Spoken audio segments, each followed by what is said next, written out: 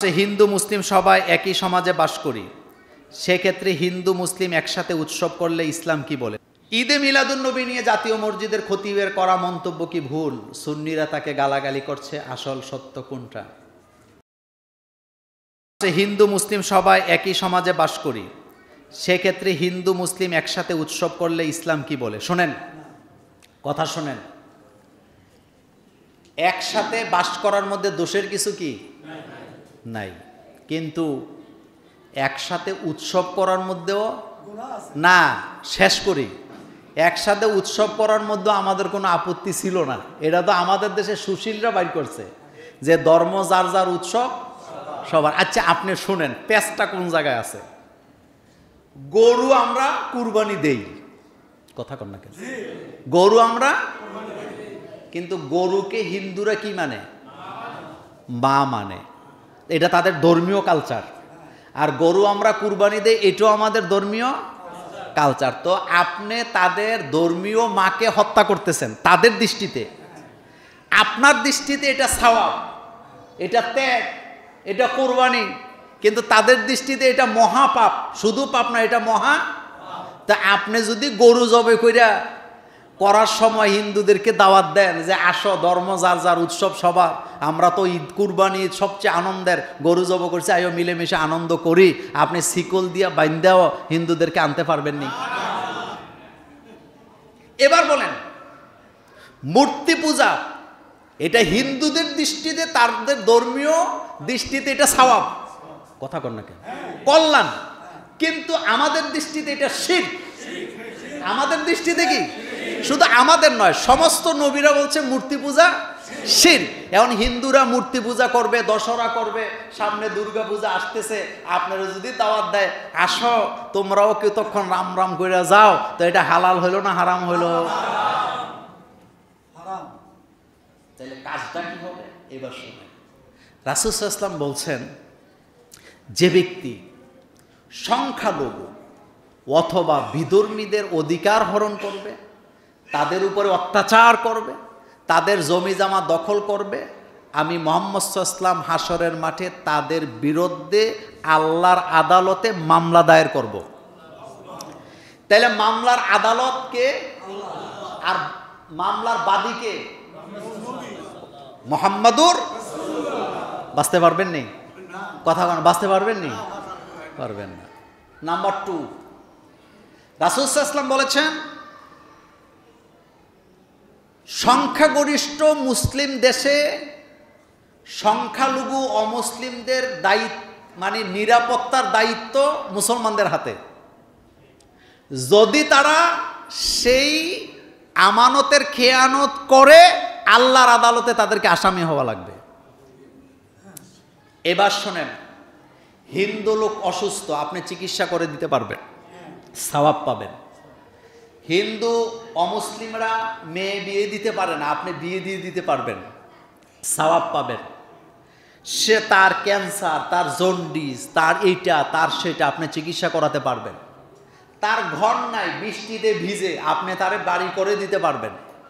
কিন্তু পূজা মণ্ডপ করার জন্য অথবা মূর্তি বানাবার জন্য একটি পয়সাও আপনি দিতে পারবেন না, কারণ এটা শিরক, এটা হারাম।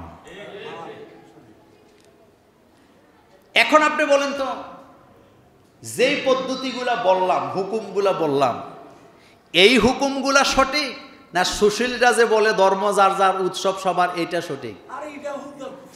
গাঁজাখুরি কথা, এটা বকবাস। বলেন এটা কি?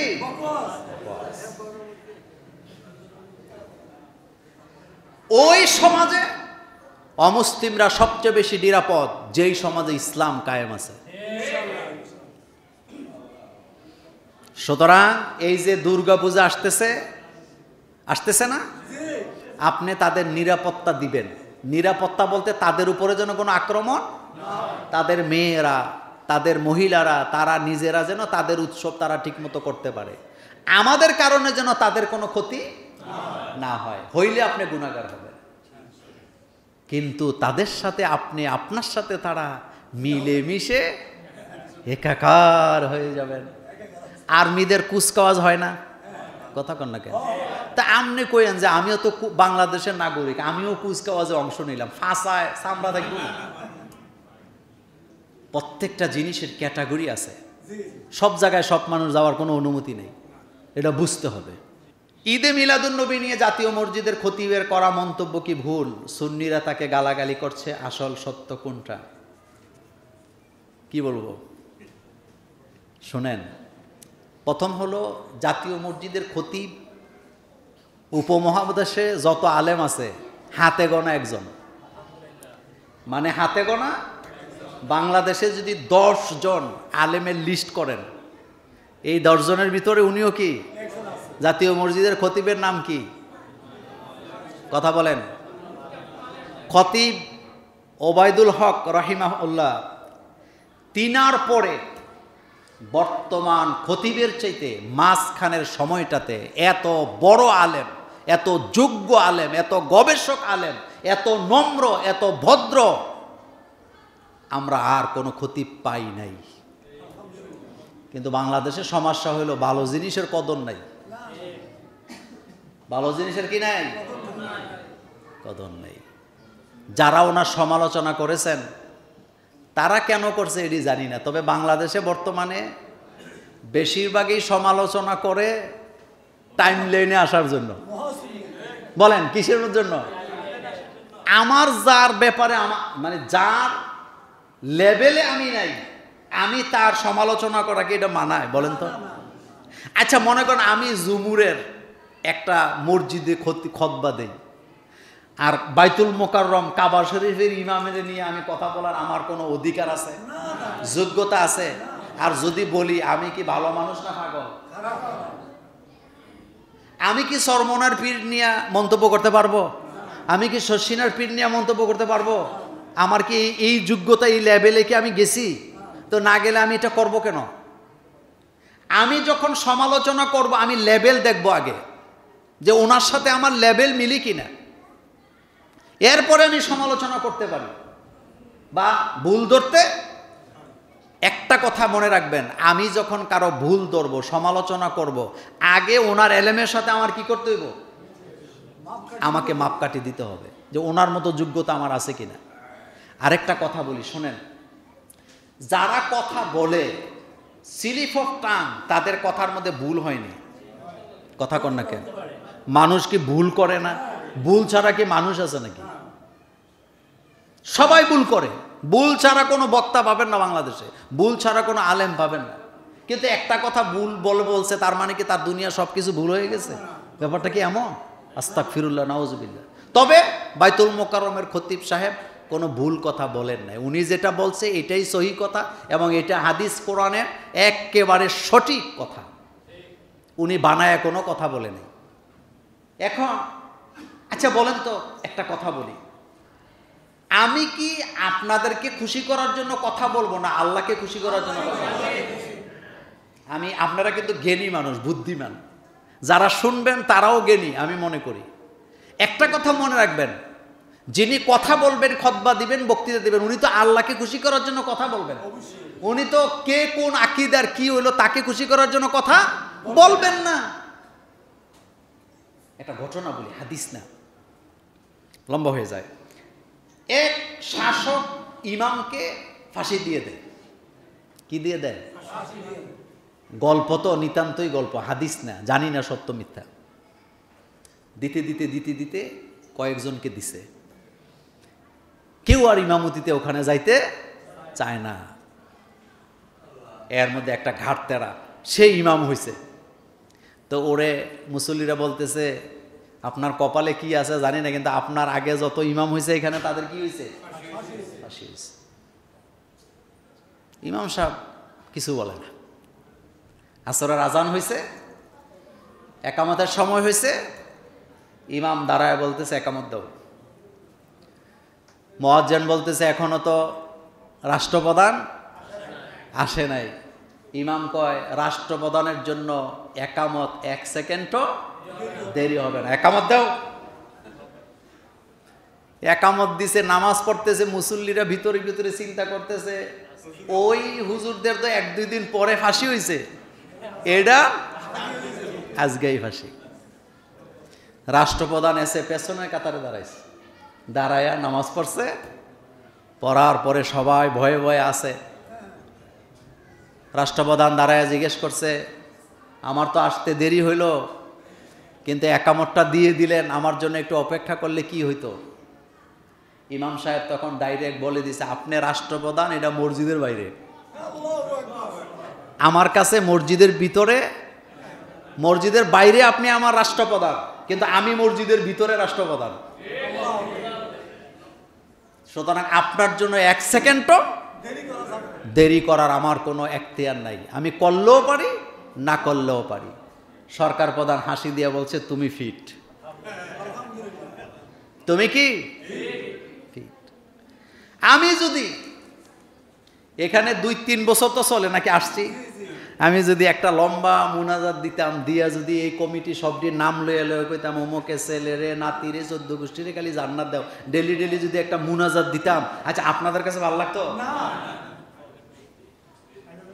আমি তো দেব না মুনাজাত। আমি এরকম মুনাজাত শিখি নাই যেই মুনাজাতে মসজিদ কমিটিরে খুশি করা লাগবে।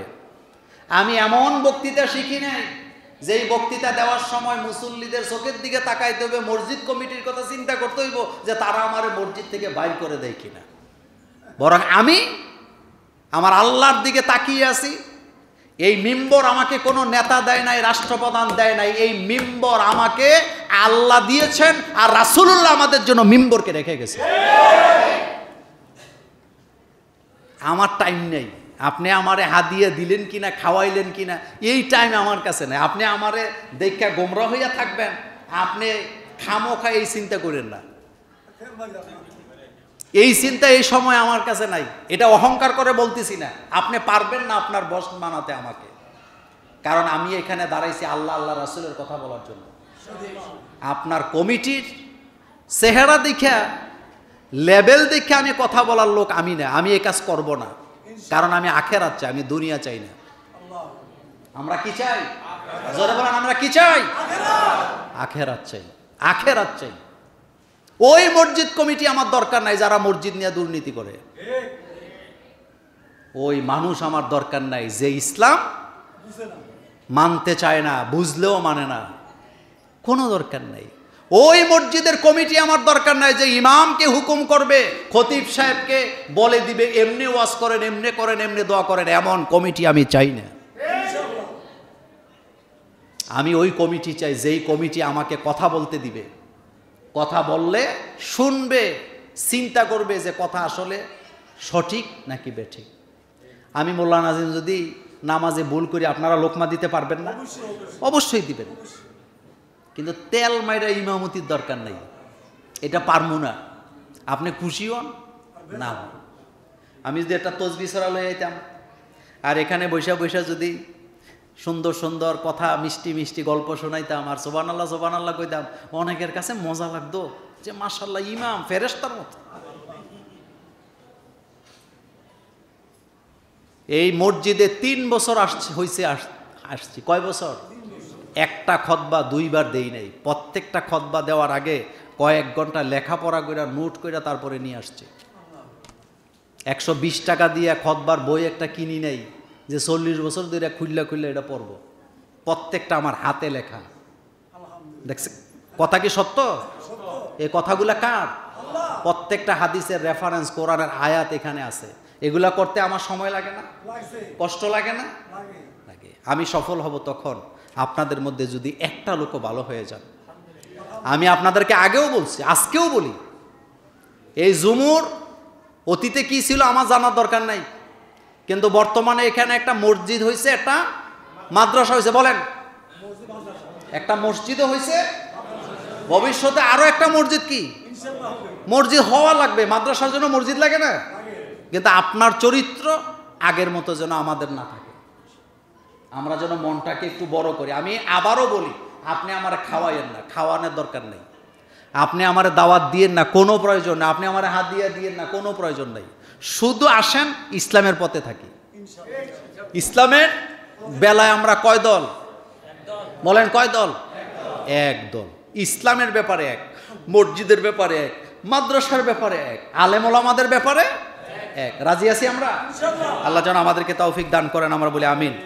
আরও দুই একটি ছিল, আজকে আর পারলাম না। আসসালামু আলাইকুম ওয়া রাহমাতুল্লাহি ওয়া বারাকাতুহু। হুজুর, আমার আগে একটা বিবাহ হয়েছে, আমার একটা মেয়ে আছে, সে বিবাহ বিচ্ছেদ ঘটেছে, পরে আমার আরেক জায়গায় বিয়ে হয়েছে। আমার মেয়ে অনেক সহজ সরল, অনেক ভালো। আমার বর্তমান স্বামী এই মেয়ের কাছে যেতে দেয় না, মেয়ের খোঁজ খবর চুরি করে নেই, এতে কি আমার গুনাহ হবে? জটিল প্রশ্ন। প্রথম কথা হলো, এতিমের সেবা করলে, এতিমকে সাহায্য করলে কার সাথে জান্নাতে থাকা যাবে? হ্যাঁ, রাসূলুল্লাহর সাথে। বলেন কার সাথে? এই কথাটা এই জন্য আগে বললাম, আপনার স্বামীকে আপনি এই আলোচনাটা শোনায় দিবেন যে কোরআন হাদিসে আসছে রাসূল, আমাদের নবী হচ্ছেন এতিমদের সর্দার। বলেন কাদের সর্দার? আর আল্লাহ বলছেন ফা আম্মাল ইয়াতীমা ফালা তাকহার ওয়া আম্মাস সাইলা ফালা তানহার ওয়া আম্মা বিনি'মাতি রাব্বিকা ফাহাদ্দিস। এতিমকে যে সাহায্য করবে, এতিমকে যে সহযোগিতা করবে, সে রাসূলুল্লাহ সাল্লাল্লাহু আলাইহি ওয়াসাল্লামের সাথে পাশাপাশি জান্নাতে থাকবে। রাসূল ঈদগাহে যাচ্ছেন, এতিম রাস্তায় দাঁড়ায় কাঁদতেছে। রাসূল বললেন, ও বাচ্চা কাঁদো কেন? আজকে তো ঈদের দিন, কাঁদে না, মানুষে আনন্দ করে। বাচ্চা বললেন, আমার বাবা মারা গেছে, মা আর এক জায়গায় বিয়ে করছে, কিন্তু আমার মা যদি আমারে আদর করে কোলে নেয়, ওই পুরুষটা আমার মাকে মারে সহ্য করতে, ওই ঘটনার সাথে এটা মিলে কিনা? তো রাসূল বলেন, এখানে দাঁড়িয়ে আছো, কান্দো কেন? বাচ্চা বললেন, আমি মুহাম্মদ সাল্লাল্লাহু আলাইহি ওয়াসাল্লামের অপেক্ষা করছি, কারণ এই পৃথিবীতে মুহাম্মদ সাল্লাল্লাহু আলাইহি ওয়াসাল্লাম এতিম আমি শুনেছি, আমার দুঃখ তিনি ছাড়া কেউ বুঝবে না। এতিমের দুঃখ এতিম ছাড়া। আল্লাহ রাসূল কি ঈদগাহে গেলেন না বাচ্চা নিয়ে আবার বাড়িতে চলে গেলেন? বাড়িতে গিয়ে বাচ্চাকে গোসল করালেন, জামা কাপড় পরালেন, তাকে নিয়ে ঈদগাহে চলে গেলেন। এটা হলো স্বামীর প্রতি কথা। দ্বিতীয় কথা হলো, স্বামীর উপরে কোনো স্ত্রী স্বামীর অনুমতি ছাড়া কিছুই করতে পারবে না, এটা সুযোগ নাই। স্বামী যদি বলে বাপের বাড়িতে যেতেই পারবে না, তাহলে স্বামী স্ত্রীর প্রতি কি করলো? জুলুম করলো। কারণ তারও আত্মীয় আছে, তারও আত্মীয়তা সম্পর্ক বজায় রাখাটা এটা ফরজ। কথা ঠিক কিনা? কিন্তু আপনি কেমন স্বামী? আপনি কি রাষ্ট্রপ্রধান হয়ে গেছেন একটা ঘরের পরিবারে? এমন অনেক স্বামী আছে, বাপের বাড়িতে যাইতে দেয় না, বোনের বাড়িতে যাইতে দেয় না, মার বাড়িতে মার সাথে দেখা করতে যেতে দেয় না। এরকম আসেনি? এটা অমানবিক, এটা নারী নির্যাতনের মধ্যে পড়বে। আপনি এগুলা করবেন না। সবারই কি আছে? স্বাধীনতা আছে, বৈধ স্বাধীনতা। বাধা দেওয়ার অধিকার কারো নেই। সেজন্য আপনি স্বামীকে বুঝান যে সে আমার মেয়ে, তুমি তাকে জন্ম দাও নাই, কিন্তু আমি তো তাকে পেটে ধরছি। কথা ঠিক না? আর আপনি যদি তার সন্তানকে সহ্যই করতে না পারবেন, তা আপনার মতো এত ছোট মানুষের মানুষ এই রকমের একটা বিয়ে করতে গেলেন কেন? আপনার মতো একটা ছোট মন, যে আপনার স্ত্রীর আগের সন্তানের সাথে দেখা করতে পারবে না, এইটা আপনার কি নাই মন মানসিকতা নাই? তো আপনি এমন বিয়ে করার দরকারটা কি ছিল? এমন পুরুষ আছে, মেয়ের মার সাথে দেখা করতে দেয় না। এইটা কোনো কথা হইল? বাপের বাড়িতে যাইতে দেয় না বছরের পর বছর। এরকম নির্যাতনকারী পুরুষ আসেনি? আজীব কারবার। আরে তার তো আত্মীয় স্বজন আছে, আপনি প্রয়োজনে তাকে তার মা বাপের বাড়িতে বোনের বাড়িতে নিয়ে যাবেন, কিন্তু তাকে যেতে দিবেন না। তার আগে বাচ্চা আছে এটা জেনেই আপনি কি করছেন? বিয়ে করছেন। সুতরাং তার অধিকারটা আপনি দিবেন। তার তো বাচ্চা, তার তো মেয়ে, সে তো এটাকে পেটে ধরছে। আর তার মেয়ে আপনার জন্য কি হারাম, মানে ওই মেয়ের সাথে আপনি দেখা করতে পারবেন, কথা কি বুঝেননি? তো এটা তো মুহররম, আপনি তার সাথে দেখা করতে পারবেন। আর এতিম হিসাবে আপনি তার দায়িত্ব নেন, তার সাথে যদি আপনি যোগাযোগ করেন। আমি আপনাকে বললাম, এই আলোচনা গত জুমার আগের জুমায় করেছিলাম যে 6টা আমল করলে রাসূল সাল্লাল্লাহু আলাইহি ওয়াসাল্লামের সাথে জান্নাতে থাকা যাবে। এর মধ্যে একটা ছিল এতিমকে যারা কি করবে, সাহায্য করবে। সুতরাং আপনি ব্রড মাইন্ডের হন, মনটাকে বড় করেন। রাসূল সাল্লাল্লাহু আলাইহি ওয়াসাল্লামের মন ছোট ছিল না বড় ছিল? বড় ছিল। রাসূল সাল্লাল্লাহু আলাইহি ওয়াসাল্লাম একটা পালক পুত্র আছে না রাসূলের? নাম কি? যায়েদ ইবনে হারেসা। রাসূল লালন পালন করছে। আজকে যারা ওই যে কি বলে, পালক পুত্র পাললে নিজের খুব কি করে, আমি অনেক কিছু না, রাসূল ইসলাম এটা করেছেন। রাসূলের চাইতে মানবিক আর কেউ আছে নাকি? নেই।